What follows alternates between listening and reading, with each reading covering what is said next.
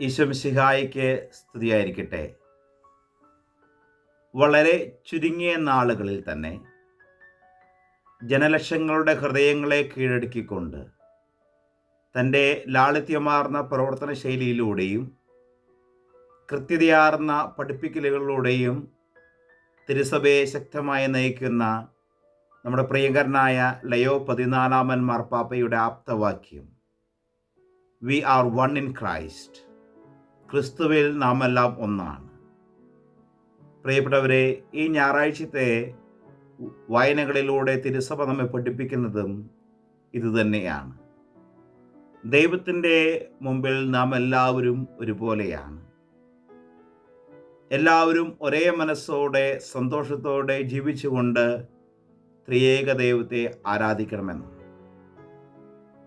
വിശുദ്ധ യോഹന്നാൻ ശ്ലീഹായുടെ സുവിശേഷം 17-ാം അധ്യായത്തിൽ യേശു ക്രിസ്തു ഒരു പുരോഹിത പ്രാർത്ഥന നടത്തുന്നു.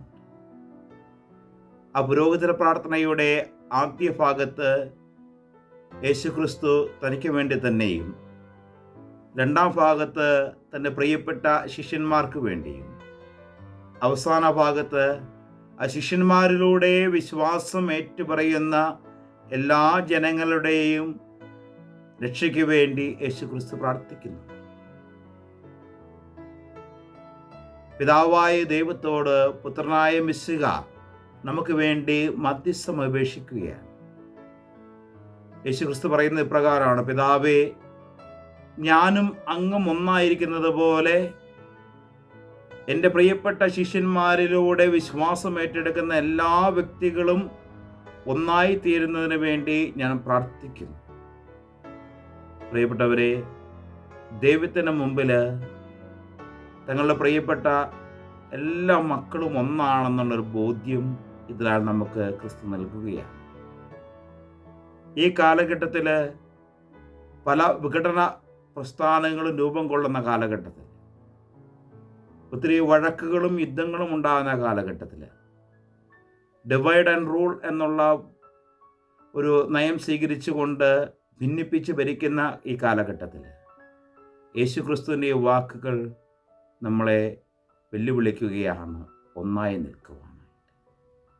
പരസ്പരം സ്നേഹിക്കുവാനും സന്തോഷത്തോടെ ജീവിക്കുവാനും ഈ ഭൂമിയിൽ ദൈവം നമ്മളെ ആഹ്വാനം ചെയ്യുമ്പോൾ ആ യേശു മിശിഹായുടെ ആഹ്വാനം സ്വീകരിച്ചുകൊണ്ട് ഒന്നായി ജീവിക്കുവാനായിട്ട് നമുക്ക് പരിശ്രമിക്കാം.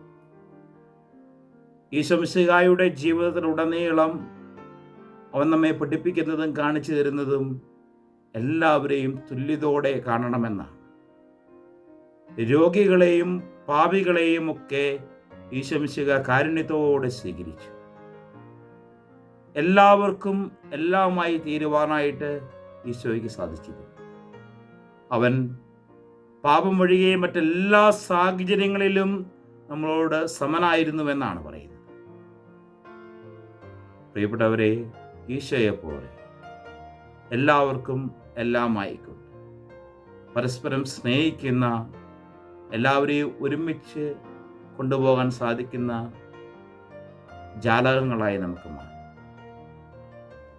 ഇങ്ങനെ നമ്മളെ ഒന്നിപ്പിച്ച് ചേർക്കുന്നതിന് വേണ്ടി തൻ്റെ അവസാന നാളുകളിൽ 3 സമ്മാനങ്ങൾ നമുക്ക് നൽകുകയാണ് ഈശോ ഈ ലോകത്തിൽ നിന്ന് പിതാവിൻ്റെ സന്നിധിയിലേക്ക് പോയത്.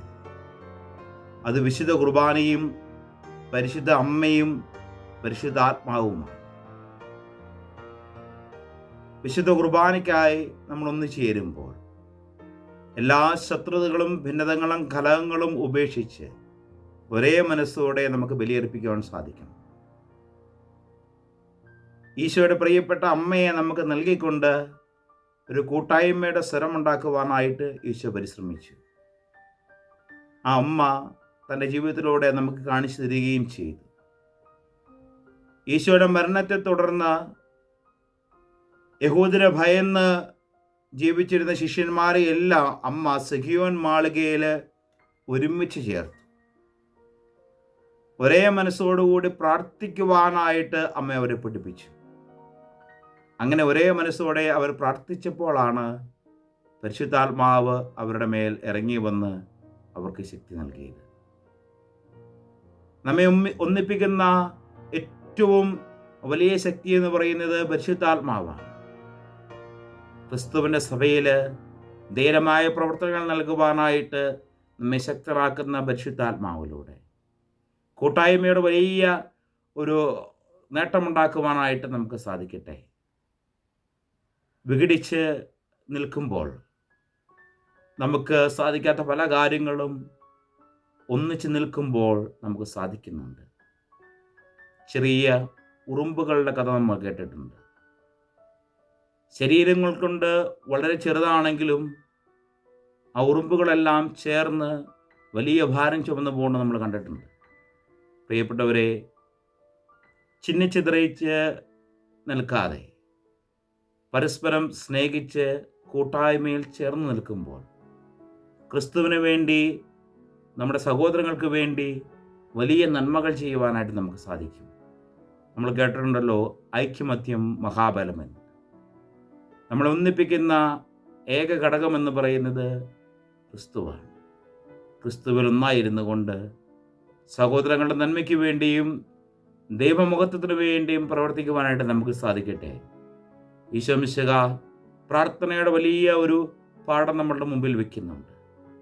തനിക്ക് വേണ്ടി പ്രാർത്ഥിക്കുന്നതോടൊപ്പം തൻ്റെ പ്രിയപ്പെട്ടവർക്ക് വേണ്ടിയും തൻ്റെ പ്രിയപ്പെട്ടവരിലൂടെ വിശ്വാസത്തിലേക്ക് വരുന്ന എല്ലാ വ്യക്തികൾക്കും വേണ്ടി ഈശോ മിശിഹ പ്രാർത്ഥിക്കുന്നുണ്ടെങ്കിൽ ആ പ്രാർത്ഥനയുടെ മാതൃക നമുക്ക് സ്വീകരിക്കാം.